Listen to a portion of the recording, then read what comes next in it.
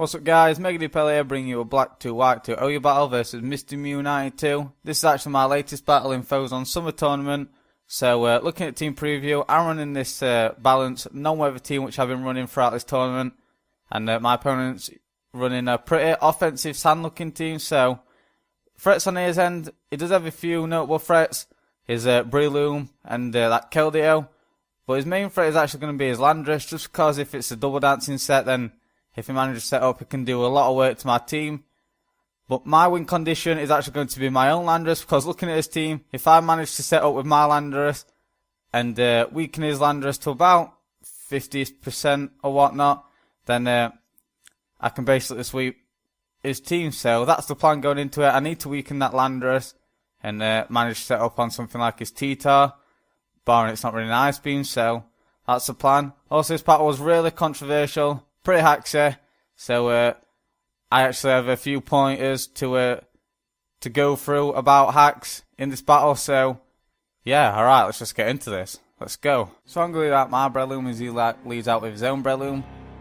Right off the bat, I'm leading to believe that he's going to be the Focus Sash Breloom, like mine, and I am going to lose a speed tie first turn, and he's going to go straight for that Spore, put me to sleep, so it puts him in a nice position right off the bat.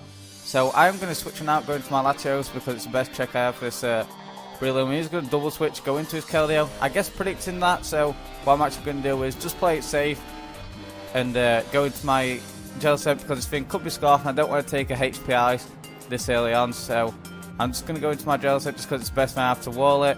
And he just go for an Icy Wind, which is a little unusual on Scarf sets, so I'm leading to believe he might not be. Choice Scarf, so either way I'm just going to go for that Will-O-Wisp now, predicting switch out, but he's going to make the nice play, go into his Heatran, knowing I'm not going to go for that Scald, predicting me to go for either the Willow or the Toxic. So now he's going to make the switch, go into his Latios, so I'm just going to go straight for that Scald, actually predicting to set up the rocks or something and try and get off a nice bit of damage on that Heatran. He's actually going to go into his Latios. I do score the burn on Latios, which is not too bad. I would prefer a Toxic, but this thing possibly could be Subcore Mind anyway. So now what I'm going to do is switch one out, go into my Heatran, just because I predicted to set up a sub and I can roll that thing out. He's going to make the double switch into his Keldeo and then make the double switch into his Breloom, now predicting my Jellicent. So I'm just playing pretty obvious, but I have no reason to over predict at this point, and he's making some nice predictions. So either way, I'm going to go into Landorus, because I'm going to predict him to go for the Focus Punch, seeing as he led off with his Breloom, I'm going to predict him to be the Sash Loom. So I'm just going to go into my Landorus, fire off that Intimidate, and eat that Focus Punch. That's pretty nice to me. What I'm actually going to do now is predict the obvious switch into his own Landorus. Like I did say, I do need to weaken this thing, so I am just going to go straight for that Stone Edge. But unfortunately I'm going to miss, and here's where the hack starts to happen. This hack may not seem like it mattered much, but it's actually going to play out a massive part, as it's going to force me to make a bad play later on in the line, as I will explain. So this is what people don't usually understand about hacks. So yeah, he's going to double switch into his Heatran, predict my Skarmory. I'm actually going to stay in and go straight for that Stealth Rocks, knowing he's most likely going to set up his own rocks, predicting me to switch out. And here, knowing he's going to predict me most likely to double switch into my Jellicent again, I'm actually going to stay in, go for them layer of spikes. It actually brings in his Breloom, so that's nice. He's going to go straight for that Focus Punch. I'm just going to stay in, go straight for the Brave Bird, take this threat out, because I know there's not too much that Breloom could have done to my Skarmory.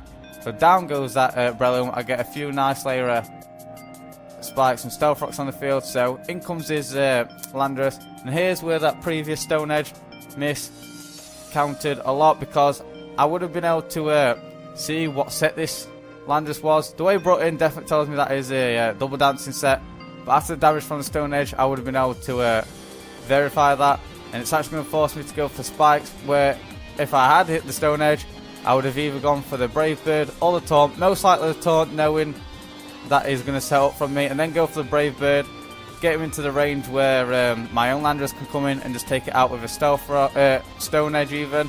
But that's not going to be the case, as I make a bad play even, go for the spikes. So he's going to set up the SD the first and I'm going to be force switching to my own Landorus, and now he's going to get up a Rock Polish. So he's now got himself into the position after the following turn when he sets up another SD, to the point where his basically just going to sweep my team. So I'm actually going to go. He's actually going to go for the SD this turn. Set up to +3 now, I do believe. And my Landorus, and I'm actually just going to go for Stone Edge. After the Brave Bird and previous Stone Edge, this Stone Edge would have taken his Landorus out, but that's not going to be the case due to me missing the first Stone Edge. So this is looking pretty unfortunate for me, and I'm basically about to get swept by this Landorus. So I'm going to be forced to switch, sack my Skarmory. Just because Landorus is still my win condition, I need to fire off some Intimidates, and hopefully I can live a Stone Edge or something.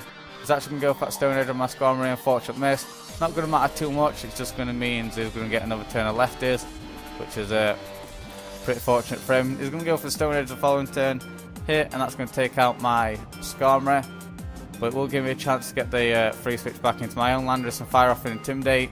I didn't calculate this at the time, I was unsure whether the range of HP my Landorus is on, I could live a +2 Stone Edge. I don't believe I can. That's what I'm thinking, but I'm just going to go into my Landorus anyway, fire off that Intimidate. I'm going to go straight for that Stone Edge. Thankfully it misses. I'm going to go for the Stone Edge and hit. So he basically has to miss another Stone Edge, and I have to hit my following Stone Edge. And he's going to go for that Stone Edge now, and he does actually miss. Now I'm going to go for that Stone Edge, land it, and that's going to KO the Landorus.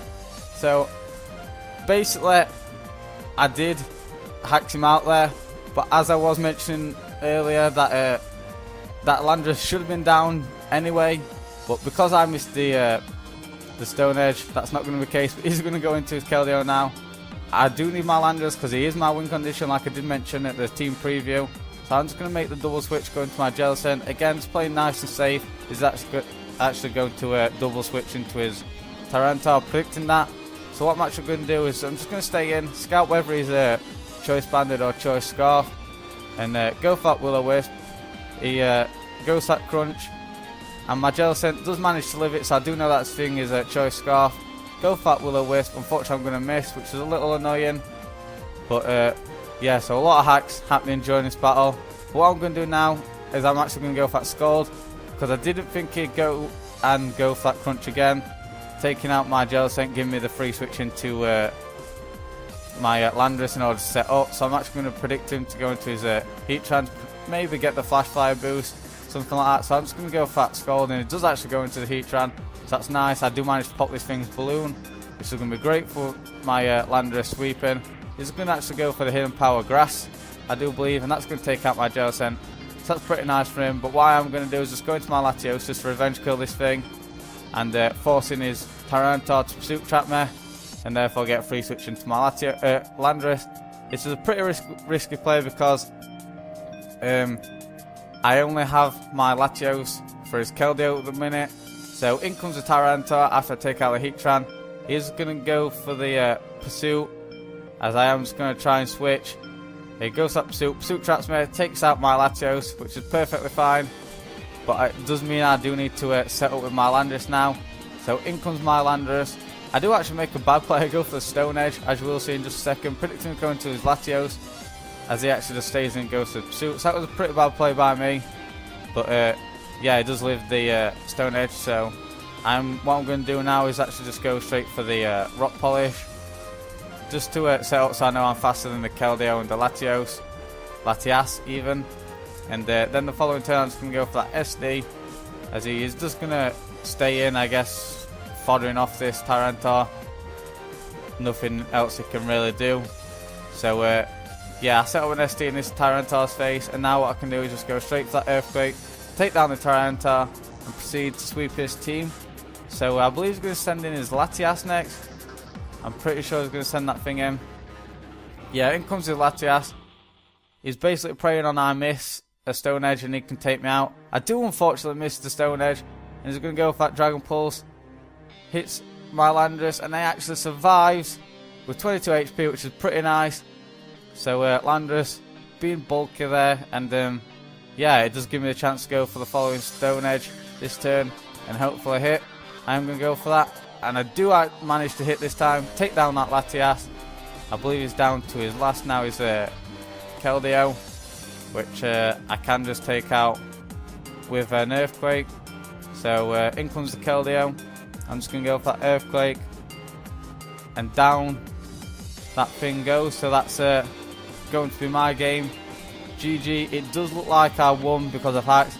I basically did win because of hacks, because his land just missed the 2 stone edges. But as I did mention, if I had hit the stone edge with my Landorus, it wouldn't result in me to misplay, and I'd have gone for the taunt on his Landorus, and then the Brave Bird the following turn, and then gone into my Landorus, got off an Intimidate, lived the stone edge from his Lando, and taken down his Landorus with a stone edge of my own. So that's how it should have panned out. So what I'm basically trying to say is, people only notice the obvious hacks that, oh, I was about to sweep you but I missed, blah blah, that kind of hacks. But what people don't unfortunately know is how hacks that looks like it doesn't matter at the time can result and affect your plays throughout the game, as you have just seen in this battle. So it just kind of, I guess, a lesson. But yeah, I'm not going to say I didn't win because of hacks, because it was clear I did, and that's what people are going to notice. So either way, I just wanted to bring you this battle. It's pretty fun. So hope you guys enjoyed. Make sure you hit that like button, leave a comment down below, and don't forget to subscribe for more. Alright, thanks for watching, and bye.